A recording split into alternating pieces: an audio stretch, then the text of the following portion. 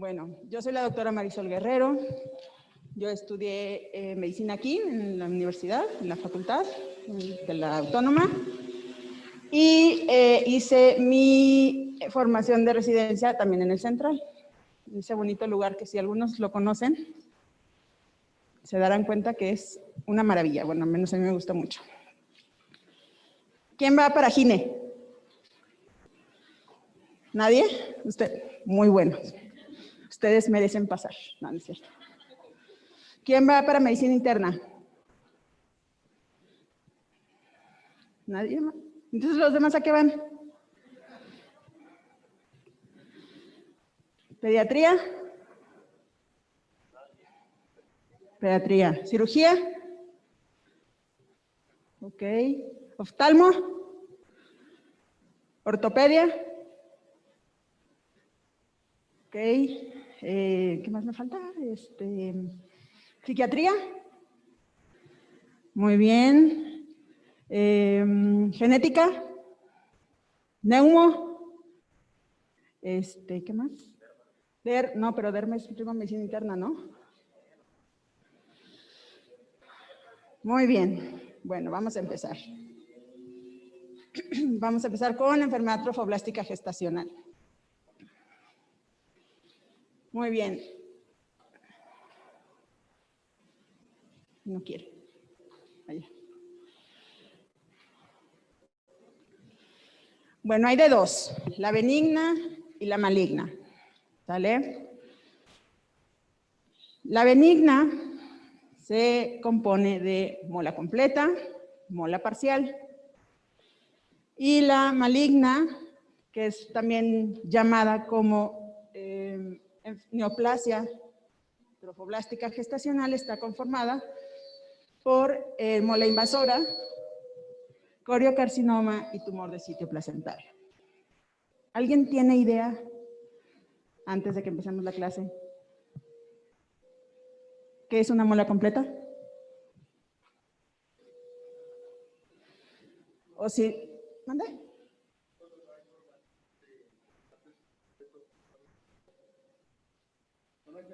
No hay feto. Entonces, ¿qué diferencia hay entre un anembriónico?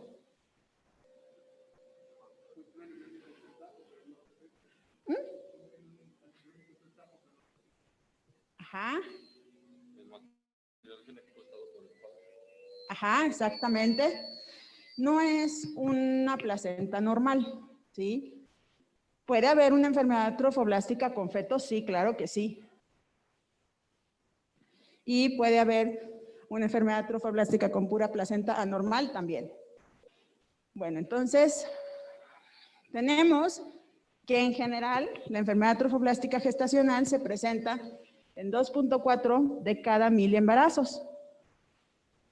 1 de cada 40 embarazos molares son molas invasoras. 1 de cada 50,000 embarazos, esta es mola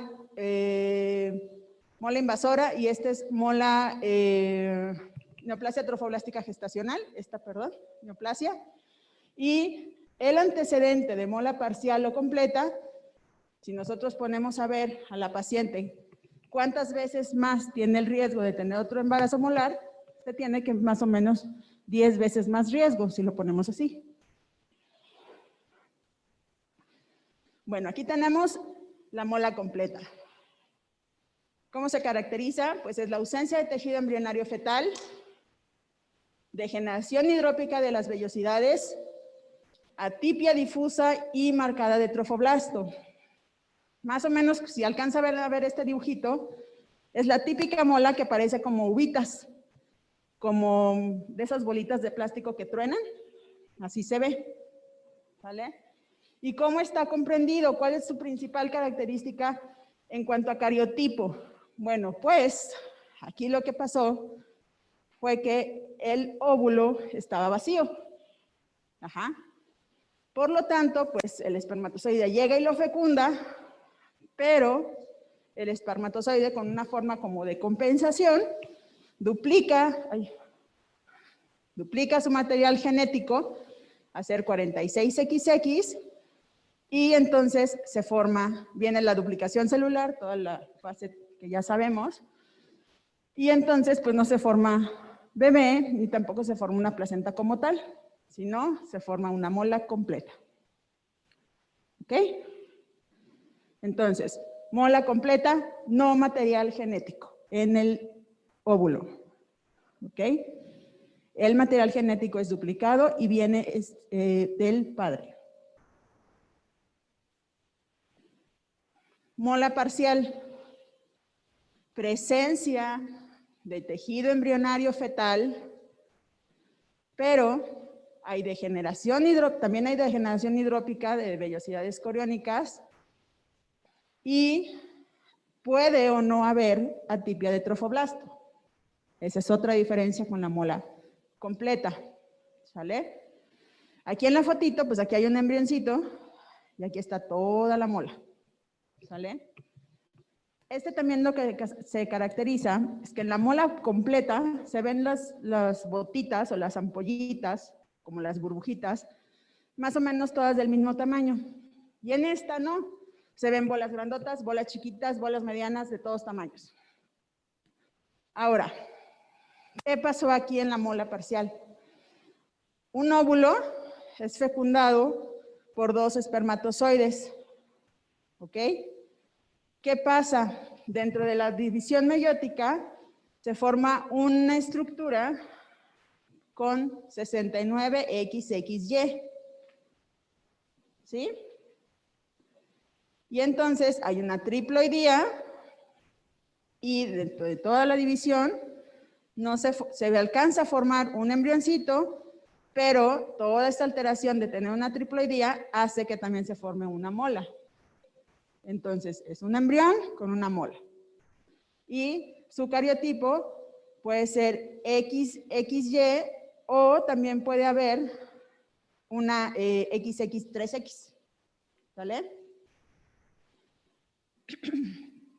¿Dudas? ¿Vamos bien? Ya sabemos cuáles son las diferencias entonces. Ahora vamos con el corio. El corio ya es un tumor maligno del epitelio trofoblástico. ¿Sale? El sincicio y el cito se hacen anaplásicos y entonces hay células gigantes multinucleadas como estas. ¿Sale? Y pueden dar metástasis distantes. ¿A dónde? A vagina, a pulmón, a cerebro, riñón, hígado y sistema gastrointestinal. De ahí, estas metástasis son las que vamos a tomar en cuenta para los laboratorios que vamos a hacer en una paciente que nos llega con mola. ¿Ok?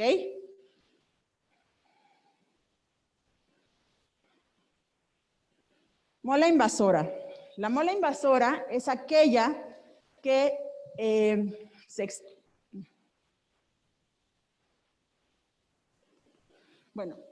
extiende localmente al miometrio. ¿Sale? Miometrio, mola invasora. Corio, cuando se fue a vagina. ¿Ok? Para que no se me confundan. Porque luego les preguntan, si una enfermedad trofoblástica disemina vagina, ustedes dicen mola invasora porque está ahí cerca. Pero no. La mola invasora es a miometrio. ¿Ok? Coriocarcinoma a vagina. Y el tumor de sitio placentario es originario de la implantación donde estaba la placenta. ¿Sale? Entonces la placenta se puede insertar, puede venir de un aborto, de un embarazo, por parto, por un embarazo por cesárea, un embarazo pretérmino, del que sea. ¿Ok? Y la característica de este tipo de tumores es que son grandes productores de lactógeno placentario y de fracción beta. ¿Ok? Ahora, si lo ponemos ya en números, ¿cuánto porcentaje tengo yo de tener una nueva enfermedad trofoblástica? Si yo tuve una mola previa, tengo el 50% de posibilidades que me vuelva a tocar otra mola, un volado. Si tuve un aborto previo, tengo 25% de posibilidades que se me haga una mola. Un embarazo ectópico previo, 5%, y un embarazo a término previo, 20%. Si se fijan, no está tan descabellado, es más alto, es el doble que la tasa de abortos. ¿Sale? ¿Cuál es la tasa de abortos en el embarazo? ¿Cuántos de los embarazos acaban en aborto?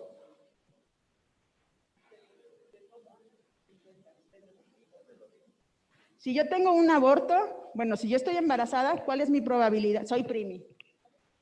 Y yo tengo una, ¿qué probabilidad es? 25, más o menos 25, unos 20, 25, ¿sale? ¿Cuándo debo sospechar de una enfermedad trofoblástica gestacional?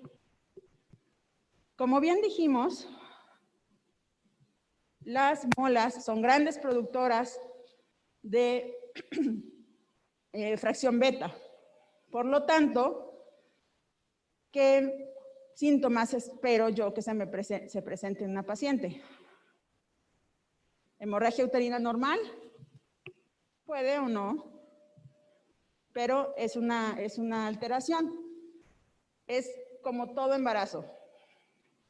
Toda embarazada, pues sí, es que tengo un sangradito chiquito. ¿Sí? Igual, como todo embarazo, también podemos tener una hemorragia uterina normal. ¿Sale? Crecimiento mayor a lo esperado. ¿Cuál sería su diagnóstico diferencial del crecimiento uterino mayor a lo esperado? ¿Dónde? ¿Diabetes? No, pero estamos hablando como del primer trimestre. Embarazo gemelar, exactamente.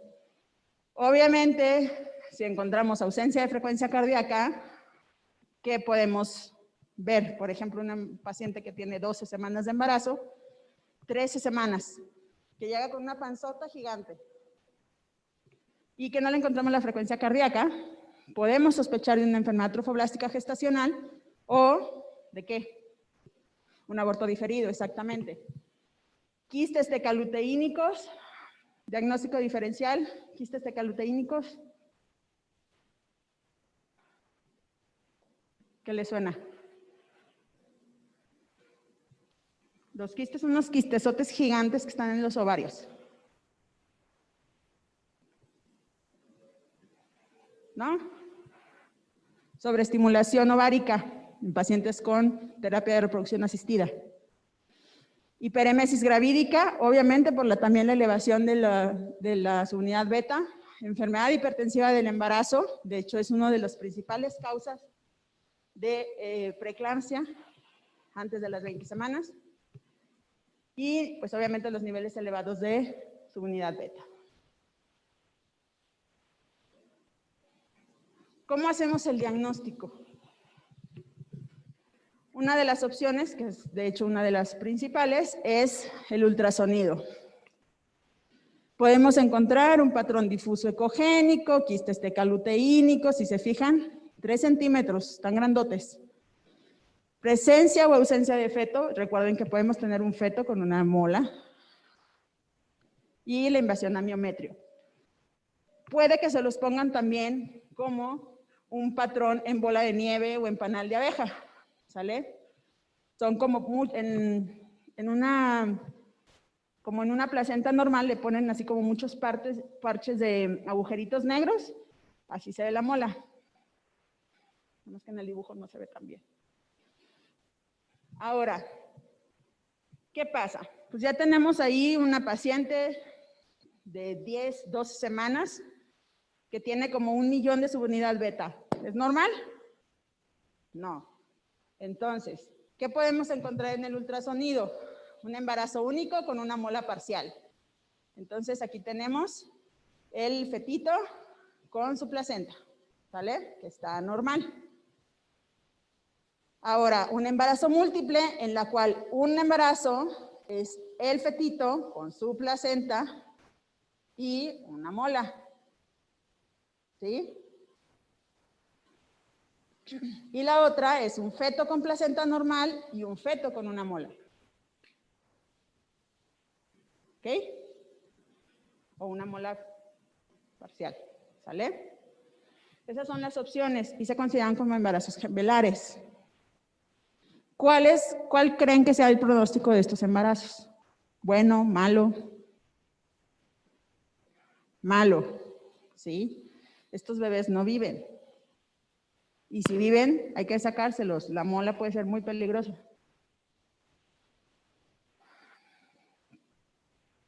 Diagnóstico diferencial. Lo podemos confundir con un hematoma retroplacentario, como este, por ejemplo. Anormalidades retroplacentarias. Luego a veces las pueden confundir también con lagunas placentarias en embarazos como 16, 18 semanas. O la degeneración de un mioma. Es muy raro que alguien lo confunda, pero lo pueden confundir. ¿Sale?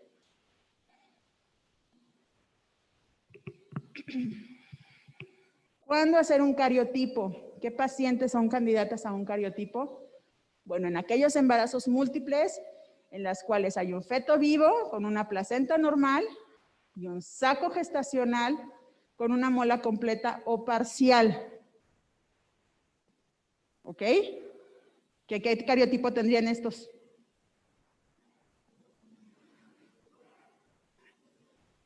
Ajá. El feto vivo con placenta normal ya sabemos qué cariotipo es, ¿no? ¿Y el saco gestacional con mola completa?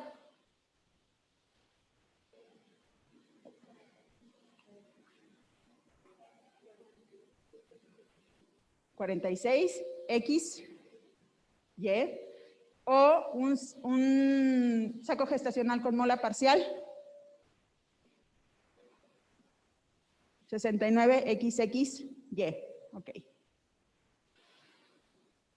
Bueno, el diagnóstico ya así como definitivo, obviamente pues es la histopatología, pero no por eso vamos a esperarnos hasta que nos digan que es mola.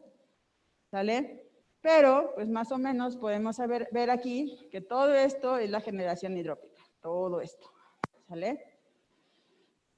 Así se ve. Y así se lo pueden preguntar en el examen. ¿Cuál es la histopatología? Bueno, pues la generación hidrópica de las vellosidades coriales. Que macroscópicamente se ve degeneración hidrópica de las vellosidades coriales. ¿Qué se traduce en el macro? Pues que ustedes vean como unas uvitas. Si alguien ha tenido oportunidad de verlas, es algo asquerosísimo, pero te dan ganas de tronarlas.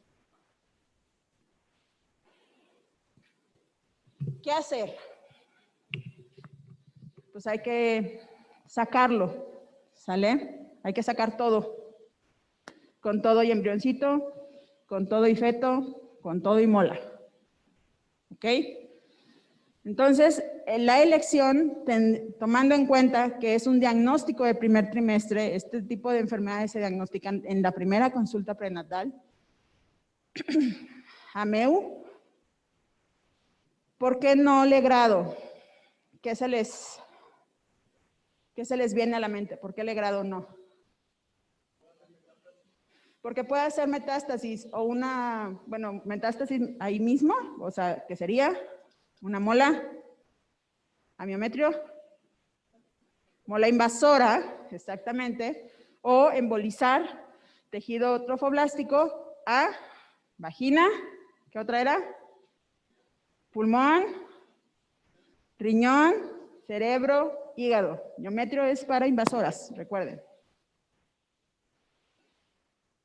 La otra, que va a depender mucho de que si la paciente ya no quiere tener bebés o de plano está muy grave, histerectomía en bloque. ¿Sale? La histerectomía la decidimos básicamente por la paridad de la paciente, ¿sí? En ya casos muy, muy extremos. Algo bien importante, no se debe inducir trabajo de parto. Nada de que vamos a echarle 400 de misoprostol hasta que lo aviente. No, ¿sí? Se puede usar misoprostol para maduración cervical, pero para inducir trabajo de parto, no. ¿Ok? ¿Por qué no se puede inducir trabajo de parto? Por lo mismo, embolización de tejido trofoblástico y hacen metástasis. ¿Ok? Ahora, ¿qué pasa si la paciente es O negativo y el esposo es positivo? ¿Qué probabilidades tengo yo de que esa mola tenga tejido positivo? ¿O qué tenemos que hacer en esa paciente? ¿Qué se hace en un embarazo normal con una paciente RH negativo? ¿Qué se le tome primero? Un CUMS. ¿CUMS qué? Indirecto. Muy bien. Y entonces, si sale negativo, ¿le ponemos o no le ponemos? Si sale negativo, sí le ponemos el CUMS indirecto. Si sale positivo, ¿ya para qué se lo ponemos? Ya está inmunizada. ¿Sí? Es lo mismo para como si fuera cualquier embarazo. CUMS indirecto. Nada más que aquí la diferencia, que no podemos saber pues, el tipo de sangre del bebé, pues porque no le podemos sacar tipo de sangre a la mola, ¿va? ¿Ok? Laboratorios preevacuación. Biometría hemática. ¿Para qué? La biometría hemática, además, porque le vamos a hacer el AMEU y nos lo va a pedir la anestesia. Ay, ¿quién va a hacer la anestesiología? Muy bien. ¿Mande? Trombocitopenia. Y pues, para ver cómo anda la hemoglobina. Tiempos de coagulación. Un procedimiento y recuerden que tiene metástasis a hígado. Podemos identificar algo, ahí, algún daño hepático con los tiempos de coagulación. Pruebas de funcionamiento renal y hepático, grupo IRH para la cuestión de la aplicación de la inmunoglobulina, niveles beta, tele de tórax, ¿por qué? Por las metástasis a pulmón y el ultrasonido obstétrico.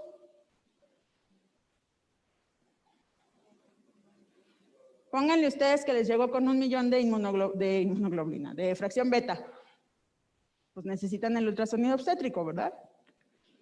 Y además para ver los quistes tecaluteínicos, que se ven como estos, miren.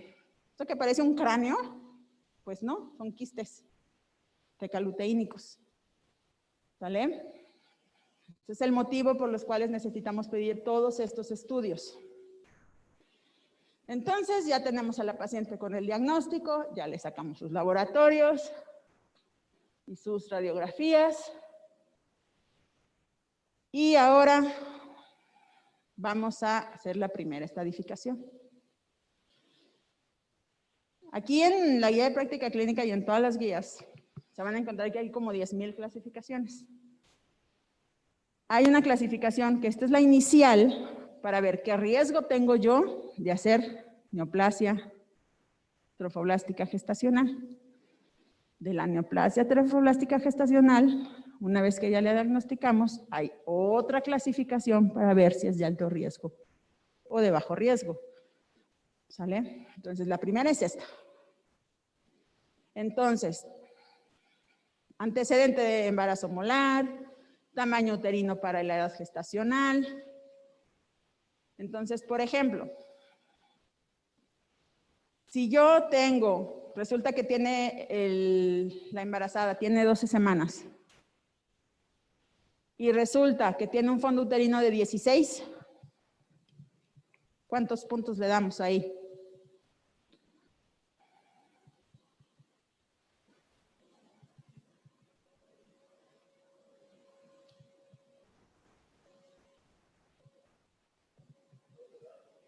¿Mandé? El tamaño, aquí en el segundo, le ponemos tamaño uterino para la edad gestacional. Dice meses. Luego dice +1, +2, mayor o igual a 1, mayor de 1, mayor de 2, mayor de 3. Si yo tengo un fondo uterino de 12 centímetros, de 16 centímetros, y tiene un embarazo para 12 semanas, ¿en qué puntaje entra aquí?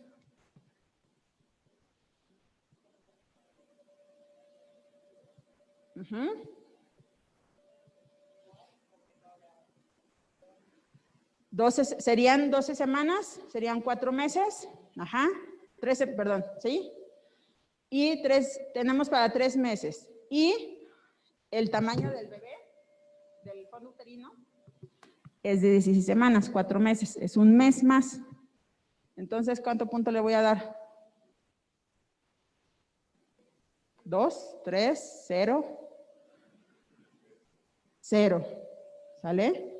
Así lo medimos porque luego se van y ¿cómo era? ¿Sí? Aquí vamos a medir la diferencia entre la exploración física y la FUM, ¿ok? Los niveles de fracción beta, para esto también nos sirve la fracción beta pre-evacuación.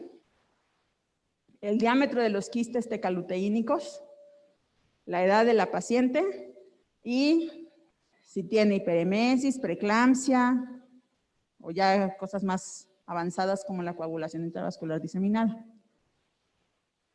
¿Sale? Entonces, de todo esto vamos a hacer un puntaje. Si sale menos de 4, significa de bajo riesgo. Por lo tanto, no le voy a poner quimio profiláctica. Si encuentro que es 4 o mayor, le voy a dar quimio profiláctica. ¿Ok? Entonces, la quimio profiláctica se las da a pacientes de alto riesgo, puntaje mayor de 4, exactamente. Y el esquema es actinomicina de 1.25 miligramos por metros de superficie corporal, dosis única. Antes, a lo mejor en 3, 4 años antes se les daba metotrexate. Pero ahorita ya la actinomicina es el quimioterapéutico de elección, ¿ok? Para que no los confundan en el ENAR, actinomicina, ¿ok? Ahora, total que mi paciente ya fue de bajo riesgo, se fue sin mola, ya la di de alta, estable, ya no tiene preeclampsia, ya le dejé ir con su nifedipino, normotensa y todo. ¿Qué seguimiento le voy a dar? Bueno, le voy a dar seguimiento ambulatorio y en cada seguimiento le voy a pedir determinación de su unidad beta, la voy a explorar y le voy a pedir una radiografía de tórax, ¿vale?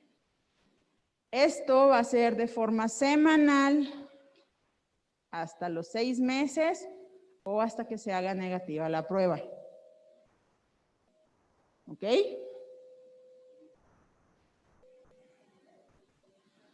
La tele de tórax, sí, así lo pone. Pobre mujer va a quedar más radiada que otra cosa. ¿Ok? Ahora, ¿qué pasa con aquella paciente que tenemos que no ha bajado lo que debe de ser? ¿Sale? Pues puede ser un falso positivo, una persistencia de la mola, que ya se embarazó otra vez porque pues le ganaron las ganas, o un embarazo ectópico, que es casi lo mismo. ¿Sale? Ahora, ¿cómo podemos nosotros inferir que no está bajando? ¿Cuáles parámetros vamos a usar para saber que no ha estado bajando como debe de ser? Bueno, que los niveles se mantengan en meseta, como ya habíamos hablado, con fluctuaciones de más o menos el 10% en las mediciones 1, 7, 14 y 21. ¿Sale? ¿Sí?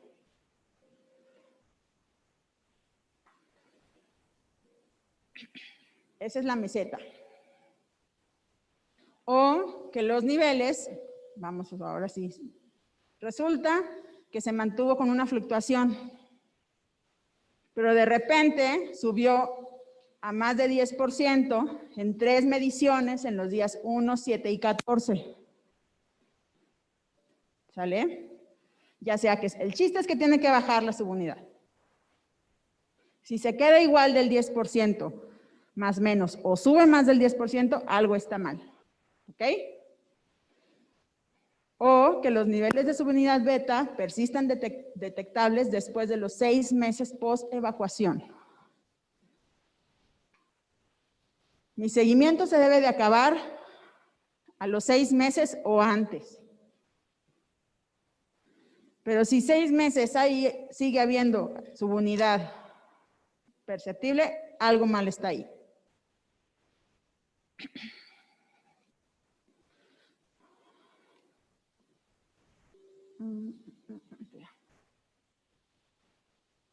Esta es la otra clasificación que les decía. ¿Vale? Esta no es necesario tanto que lo sepan, porque esto ya es mes de especialidad. Se las puse para que la conocieran y no se me hicieran bolas, porque los puntos aquí son de 6. Esto es para riesgo de neoplasia trofoblástica gestacional de alto riesgo y de bajo riesgo. Pero es clasificación de neoplasia. ¿Ok?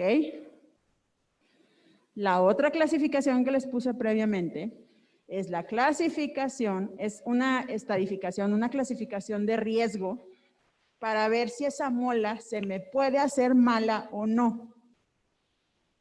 ¿Ok? Para que no se me hagan bolas. ¿Cómo la pueden identificar ustedes? Pues aquí les dice sitio de metástasis, que si ya le pusieron quimio, que si cuál era la subunidad basal, que si fue un periodo intergenésico, que si es un antecedente de embarazo. Esto es diferente. ¿Sale? Entonces, no se me vayan a hacer bolas.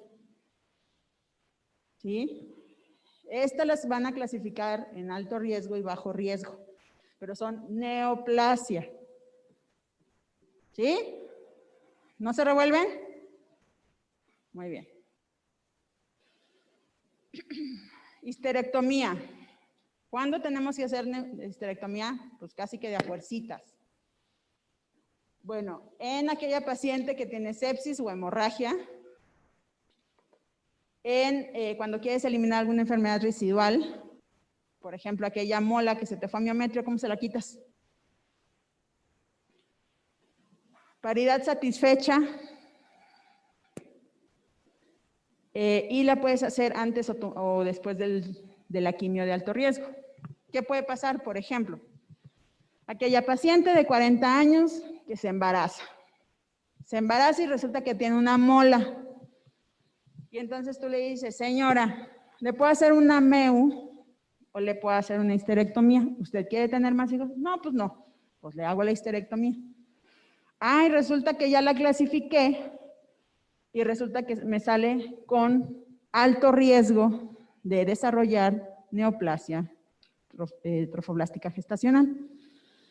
Entonces le pongo la quimio. ¿Ok? Entonces puede ser antes o después.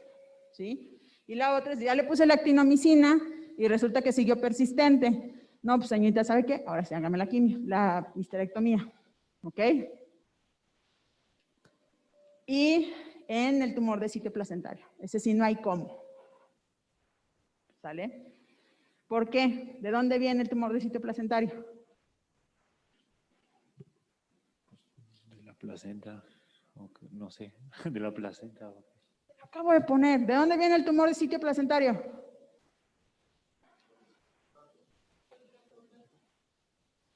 No. Donde estaba la placenta, ahí se desarrolló el cáncer, la neoplasia. ¿Sale? Yo tuve un embarazo, parí un niño de 5 kilos, ya me sacaron la placenta, pero resulta que me sigo sintiendo embarazada, no me baja, tengo hemorragias anormales, me sacan una subunidad beta y ¡zas! 5,000, no estoy embarazada y ¿qué tengo? Un tumor de sitio placentario. No tengo mola visible en ningún lado. ¿Sale?